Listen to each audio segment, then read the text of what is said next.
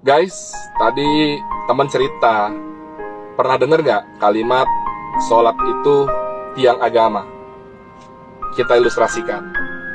Botol ini kita anggap sebagai agama. 5 jari ini diibaratkan sebagai rukun Islam.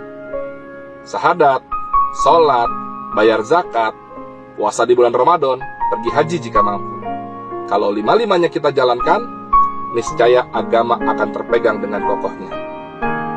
Kita coba lepas satu persatu. Kita nggak pergi haji, masih bisa nggak disebut muslim? Masih. Boleh jadi kita belum berangkat ke tanah suci, belum ada rizkinya, dan Allah belum mengundang. Agama masih terpegang. Kita nggak puasa di bulan Ramadan, masih bisa nggak disebut muslim?